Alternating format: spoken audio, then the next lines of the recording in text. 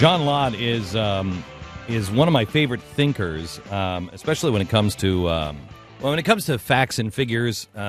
He's probably best known for his work on guns by the numbers. I think his name is the name of his book is More Guns, Less Crime, and it is the standard bearer, I think, for that kind of stat, and you won't read that anyplace else.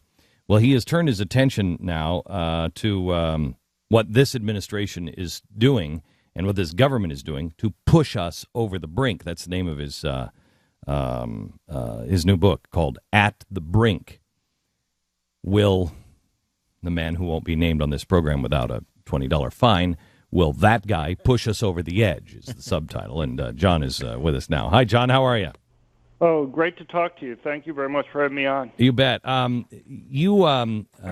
You're taking this on, and I wonder if we can ever come back from this, because I look at the facts that you have in this. I just look at the things like when you talk about the stimulus and how the stimulus is going to go down in history as the most expensive economic failure in all of history.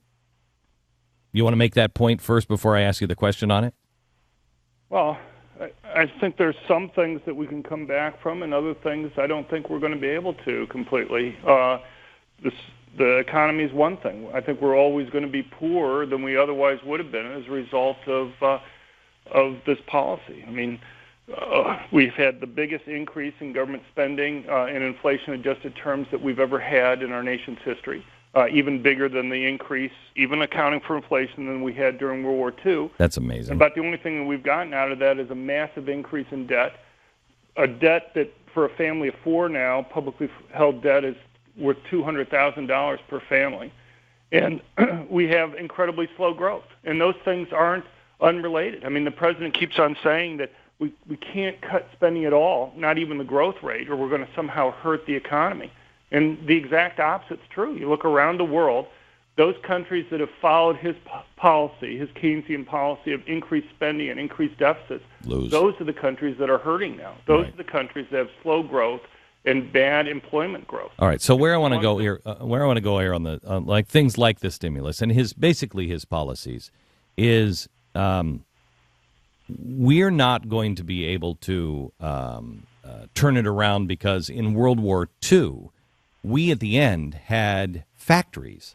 We had hard goods that we could turn those things that we were building for planes and ships and everything else. We could turn those around, and we had an engine to now start to build the best cars in the world and the best refrigerators in the world, where at the end of this one, we got nothing.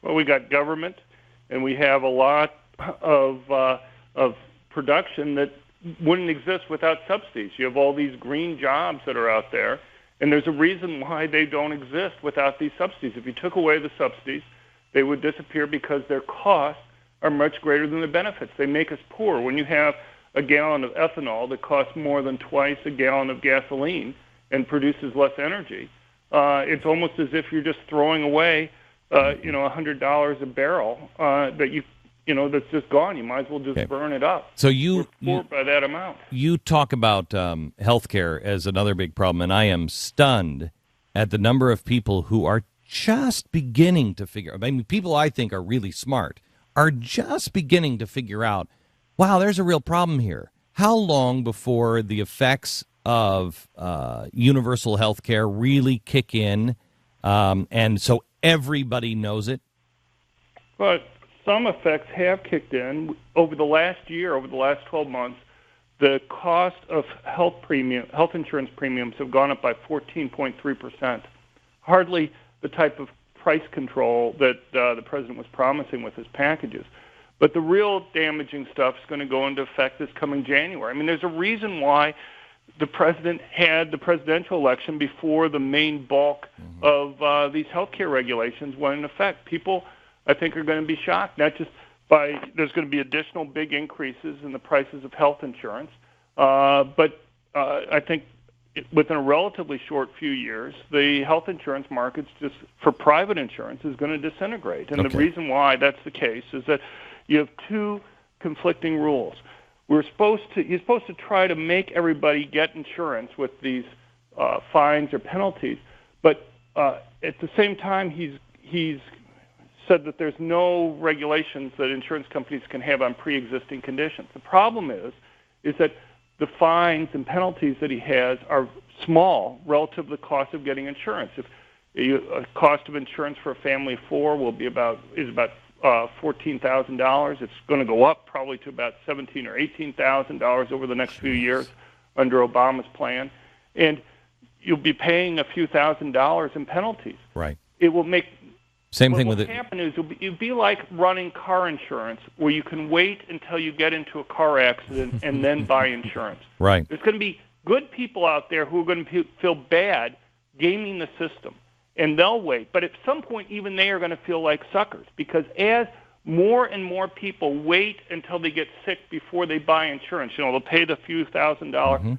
fine that they have to pay there, rather than have to pay the $15,000, $16,000, $17,000 that they have to pay for their family. Insurance premiums are going to soar.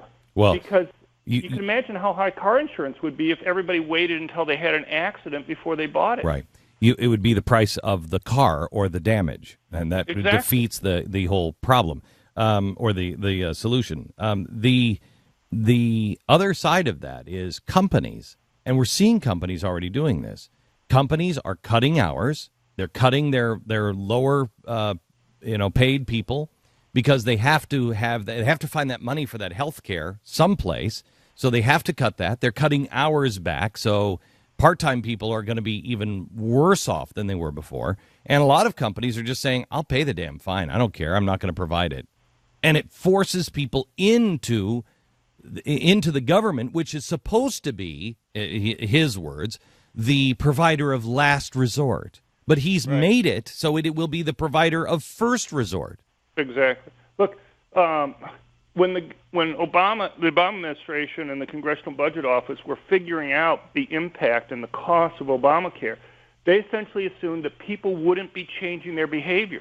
But you and I know that when you go and make something a lot more costly, people do less of it. Okay, so here's the thing, John. I don't believe for a second they didn't know that they wouldn't change their behavior. This is a guy who won the last election, and not a lot of people even reported on this, but he had behavior psychologists on his campaign. He's a guy who has Cass Sunstein as part of his administration. They know nudge. They know exactly how human behavior is going to work. It stops me from believing that these are honest mistakes. Do you believe?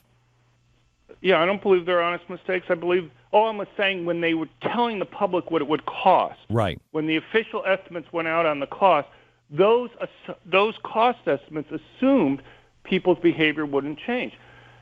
I know they know that. We know that it changes, and what I'm saying is that these cost estimates are going to be radically off when people are going to go into the government system, which is going to be much more expensive. And, we taxpayers are going to be having to pick up the bill. But this is part of a process, I think, part of a conscious design to basically destroy private insurance in this country. They didn't want to publicly go out for single-payer government plan, but this is something that will lead to us fairly quickly, I think, because of course it will. As the price of private insurance soars, and as people move on to the government plan, they'll effectively get there. Okay, so John, the Congress isn't going to do anything. The president is just executive order after executive order. And the book At the Brink is not about health care alone. It's about the whole thing. What does the average person do? How can we possibly stop this? Well, there's some things that I don't think we can stop at this point. The destruction of the pharmaceutical industry, for example, the huge elimination of research jobs and the lack of future drugs that we're not going to get that would have saved lives not only in the United States but around the world. It's not too much we can do about that right now. And I don't think we can do too much in the near term about Obamacare. I mean, he's there as president for 4 years. On the economy, there are some things we can do. We can try to make sure that things like the sequester goes into effect. I mean, it's just absolutely surreal to start off asking about the big government spending and the lack of growth. Obama threatens that this $85 billion cut this year in government spending out of a $3.8 trillion budget is somehow going to send us off the rails. You look around the places, it's the places that have been spending the money that are off the rails. And to somehow believe that this tiny cut, and this is just after we just had $60 billion extra spent on Hurricane Sandy, that somehow an $85 billion cut is going to be disastrous here. And, people need to keep Republicans' feet to the fire, not just on the sequester, but on the debt limit bill that comes up. The president constantly makes wrong, inaccurate claims about things like we're going to default if the debt limit doesn't increase. It's simply false. I mean, any economist knows that as long as you can keep on paying the interest, you're not in default. And we have much more than enough money to pay the interest. Obviously, almost 40 cents on every dollar that's spent by the government is being borrowed right now. But look, if we were to just live within the revenue that we get, the government's still going to function. It's not going to do everything that everybody's going to want it to do, but it shouldn't be doing that anyway. And so, the president can make the cuts as painful as he wants, but the thing the Republicans should point out then is, look, you could have spent the money on this. Instead, you decide to make things bad and spend it on some pet green project that you wanted to have the money keep on going to. Right. That's your fault that you're doing it. And if I were the Republicans there, I'd say, look, you got to cut spending.